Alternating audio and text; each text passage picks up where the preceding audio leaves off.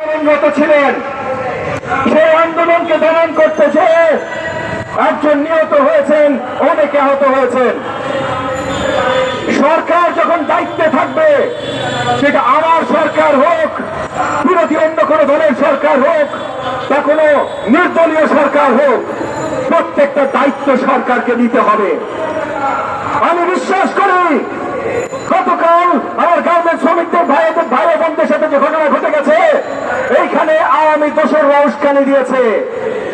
কিন্তু এই যে আওয়ামী দোসররা উস্কানি দিয়েছে, এই উস্কানির বিরুদ্ধে সরকারি বাহিনীদের কোনো পদক্ষেপ ছিল না কেন? এইটার উত্তর দিতে হবে।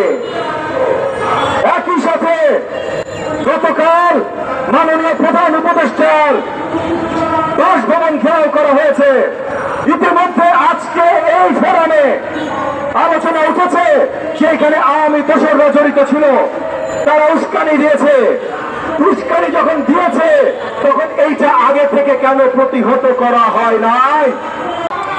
শুধু মিথ্যা মামলা না, বিদেশের মাটিতে কোন একটা ঘটনা ঘটানোর ব্যাপারে বাংলাদেশের মাটিতে তার নামে মামলা দেওয়া হয়েছিল এবং এই মামলায় তাকে সাজাপ্রাপ্ত করে তাকে জেল দেয়া হয়, জোরপূর্বক ওনাকে দেশ ত্যাগ করতে হয়। কিন্তু এই জুলাই আন্দোলনে বিজয় লাভ করার পর এই বিজয়ী বাংলাদেশে ফিরে এসে তাকে আবার জেলে যেতে হবে, এইটা আমরা কেউ দুশ্চিন্তা মানে দুঃস্বপ্নেও চিন্তা করতে পারি নাই।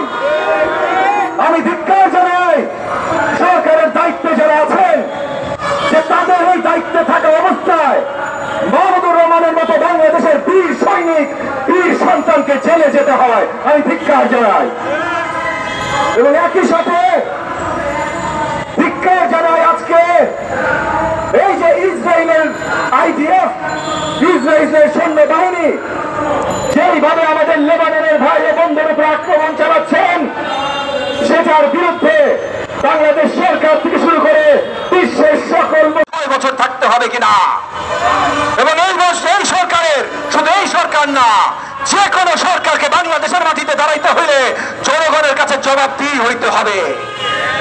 তো প্রত্যেকটা সমালোচনার উত্তর তাদের দিতে হবে, প্রত্যেকটা প্রশ্নের উত্তর তাদের দিতে হবে।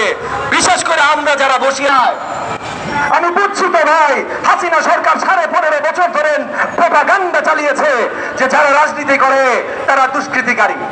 ঠিক আছে ভাই, আমরা রাজনীতি করি, গুলি আমরা খাই, রক্ত আমরা দেই, প্রত্যেকবার জনগণের কোনো প্রয়োজন হলে রাজপথে আমরা থাকি, তবুও মাইনা নিলাম ভাই আমরা দুষ্কৃতিকারী। বললো না আমাদের সাথে কথা, কিন্তু জনগণের সাথে তো কথা বলো।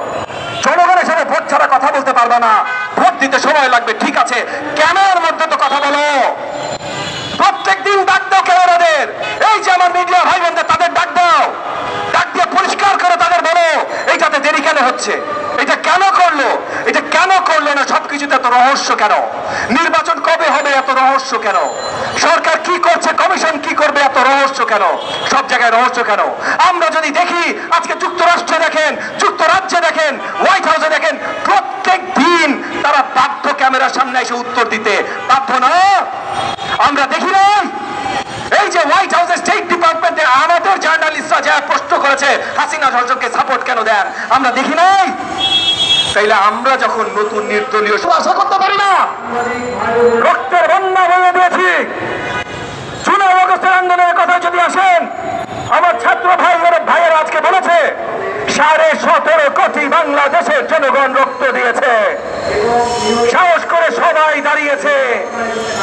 বাংলাদেশের মাটিতে 5ই আগস্ট যারা দাঁড়ানো ছিল দেখেছে ভাই, 17.5 কোটি জনতার মিনিমাম 15 কোটি রাজপথে ছিল 5 তারিখে। তাইলে এই আন্দোলন কারোর কুক্ষিগত আন্দোলন না, যাবে না ভাই। মাস্টার মাইন্ড কি জোর করে হাসিনাকে দিয়ে সবাইকে রাজাকার গালি দিয়েছে এটা কার্যকরী করার জন্য? তাইলে কিভাবে হইল ভাই? কাজ তো তারা শুরু করতেই পারে নাই। এখন পর্যন্ত সরকারি প্রজ্ঞাপন জারির জন্য তারা অপেক্ষায় আছে, যেন প্রজ্ঞাপন জারি হলে তারা কাজ শুরু করতে পারে। এই যে গাফলতি হচ্ছে, এই যে প্রত্যেকটা জায়গায় দেরি হচ্ছে, এইটা জবাবতে ভাই সরকারকে দিতে হবে। সরকারের আলোচনায় আসি, অন্তর্বর্তীকালীন সরকারকে আমরা সবাই বসিয়েছি। আমরা অনেক আশা করে বসিয়েছি এবং আমরা এখনো অনেক আশাবাদী।